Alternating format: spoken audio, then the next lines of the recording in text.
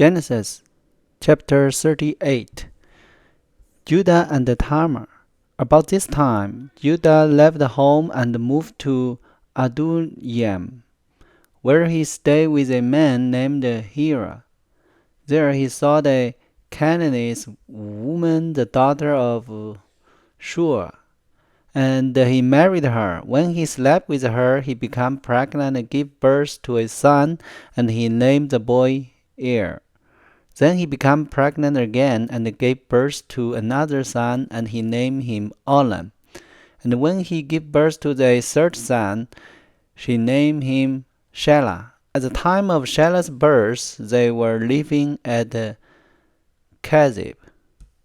In the course of time, Judah arranged for his first son, Er, to marry a young woman named Tamar. But Er was a wicked man in the Lord's sight, so the Lord took his knife. Then Judah said to Er's brother Olam, "Go and marry Tamar, as our law required of the brother of a man who has died. You must produce an heir for your brother." But Olam was not willing to have a child who would not be his own heir. So whenever he had intercourse with his brother's wife, he spilled the semen on the ground. This prevented her from having a children who would belong to his brother. But the Lord considered it evil for Olam to deny a children to his dead brother, so the Lord took Olam's life too. Then Judah said to Tamar, his daughter-in-law, "Go back to your parents' home and remain a widow until my son Selah is old enough to marry you." But Judah didn't really intend to do this because he was afraid Selah would also die, like his two brothers. So Tamar went back to live in her father's home. Some years later, Judah's wife died. After the time of mourning was over, Judah and his friends Hira and Adullam went up to Timnah to supervise the shearing of his sheep. Someone told Tamar, "Look, your father-in-law is going up to Timnah to shear his sheep." Tamar was aware that Shelah has grown up, but no arrangement has been made for her to come and marry him, so she changed out of his widow's clothing and covered herself with a veil and disguised herself. Then she sat beside the road at the entrance to the village of Enaim, which is on the road to Timnah. Judah noticed her and thought she was a prostitute, since she had covered her face. So he stopped and propositioned her. "Let me have sex with you," he said, not realizing that she was his own daughter-in-law.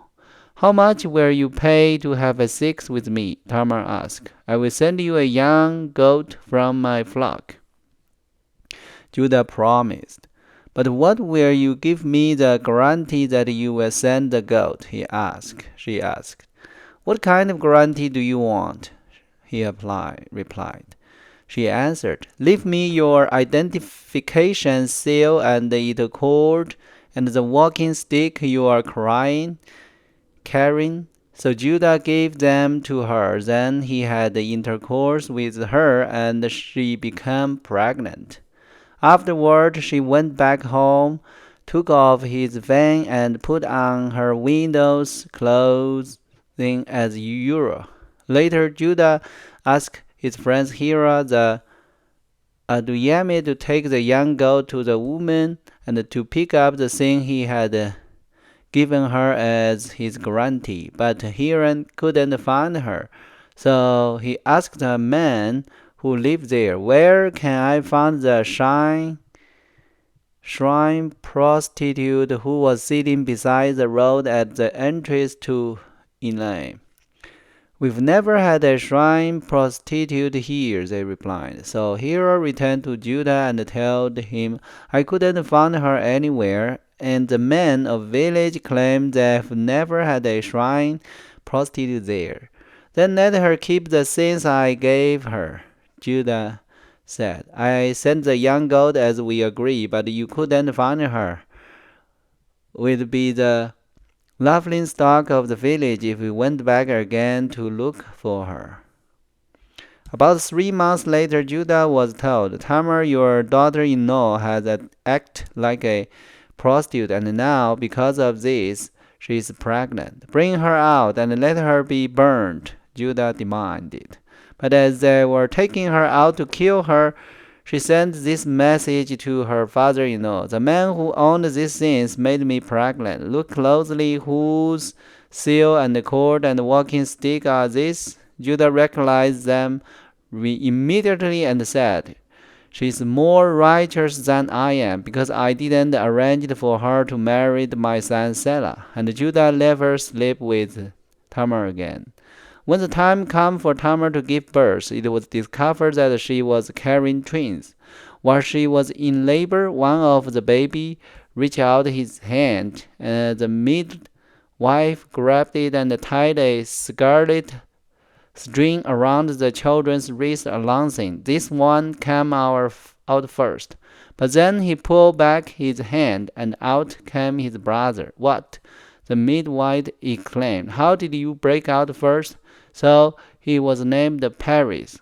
Then the baby with the scarlet string on his wrist was born, and he was named Zerah. Chapter 39. Joesph in Potiphar's house. When Joesph was taken to Egypt by the Ishmaelite trader, he was purchased by Potiphar, an Egyptian officer. Potiphar was captain of the guard of Pharaoh, the king of Egypt. The Lord was with Joesph, so he succeeded in everything he did as he served in the home of his Egyptian master. Potiphar noticed this and realized that the Lord was with Joesph, giving him success in everything he did. This pleased Potiphar, so he soon made Joesph his personal attendant. He put him in charge of his entire household, and everything he owned from the day Joesph saw was put in charge of his master, household, and property. The Lord began to bless Potiphar's household for Joseph's sake. All his household affairs ran smoothly, and his crops and livestock flourished. So Potiphar gave Joesph completely administrative responsibility over everything he owned. With Joesph there, he didn't worry about a thing except what kind of food to eat. Joesph was a very handsome and well-built young man, and Potiphar's wife soon began to look at him lustfully. Come and sleep with me, she demanded. But Joesph refused. Look, he told her, my master trusts me with everything in his entire household. No one here has more authority than I do. He has held back nothing from me except you, because you are his wife. How could I do such a weak thing? It would be a great sin against God. She kept putting pressure on Joesph day after day, but he refused to sleep with her, and he kept out of her way as much as possible. One day, however, no one else was around when he went in to do his work. She came and grabbed him by his cloak, demanding, Come on, sleep with me. Joesph tore himself away, but he left his cloak in her hand as he ran from the house. When she saw that she was holding his cloak and he had fled, he called out to her servant. Soon all the men came running. Look, she said, my husband has brought this Hebrew slave here to make fool of us. He came into my room to rape me, but I screamed. When he heard me scream, he ran outside and got away, but he left his cloak behind with me. He kept the cloak with her until her husband came home. Then she told him her story. That Hebrew slave you've brought into our house tried to come in and fool around with me, she said. But when I screamed, he ran outside, leaving this cloak with me. Joseph put in prison. Potiphar was furious when he heard his wife's story about how Joseph had treated her. So he took Joseph and threw him into the prison where the king's prisoners were held, and there he remained.